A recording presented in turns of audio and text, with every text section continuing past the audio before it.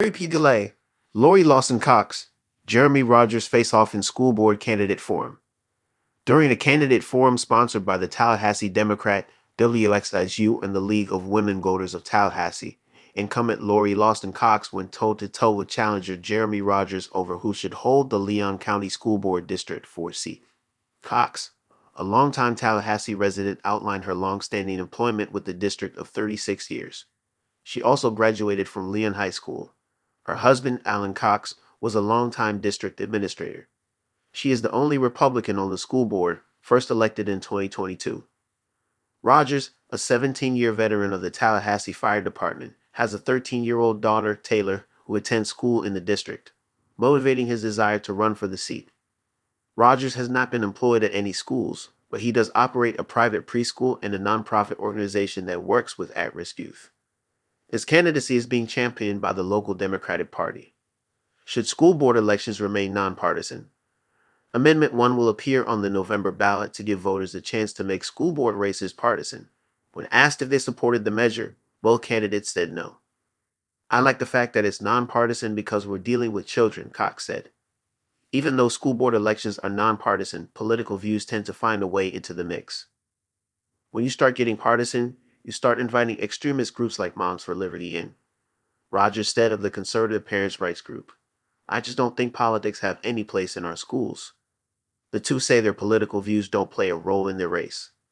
However, Rogers is endorsed by the Leon County Democratic Party, which has called Cox a right-wing extremist. "I laugh at that," Cox said. "You can look at my voting records for the last year and a half. I don't see where anyone can say I have an extreme view on things."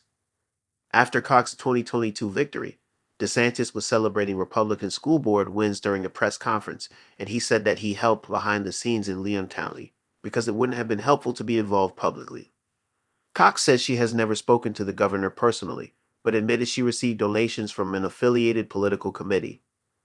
During the forum, Rogers said Cox had connections with big Republican groups and scary dark money political committees affiliated with Senator Corey Simon, Gov. Ron DeSantis, and Moms for Liberty. When pressed by moderator and Tallahassee Democrat editor William Hatfield to give examples of Cox's extreme actions on the board, Rogers instead pointed to her campaign finances.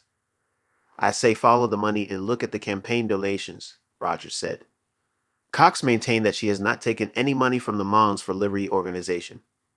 "My opponent is the one that's trying to bring partisan politics in by labeling me an extremist," Cox said. City Commissioner Jeremy Matlow, a Democrat, has publicly supported Rogers' campaign and blasted Cox on social media posts. The Leon County Democratic Party Chair Ryan Ray and Matlow's chief aide previously told the Tallahassee Democrat that Rogers was recruited to run against Cox for the District 4 seat.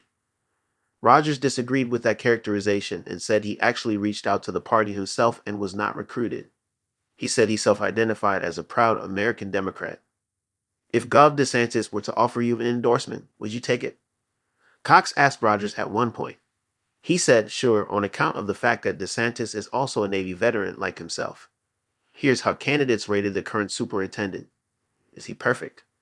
Absolutely not, Cox said of Superintendent Rocky Hanna, who is also seeking re-election. He cares about our kids.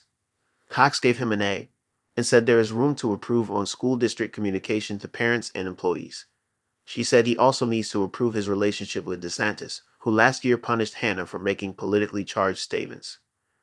Rogers was heavily critical of the superintendent's response to the May 10 tornado outbreak that led to some head-snap moments for parents as schools were closed after the district had earlier said they would be open. Rogers gave Hanna a C grade. "I'm astounded on how they handled that," said Rogers, who has 17 years of experience as a first responder. "That's why we need someone like me in this position so we can coach them a little better." He said it was dangerous and unacceptable for students to be transported during the storm. Cox countered that the district learned from those mistakes, but when you're in the middle of a crisis, you're handling things the best you can with the knowledge that you have at that second.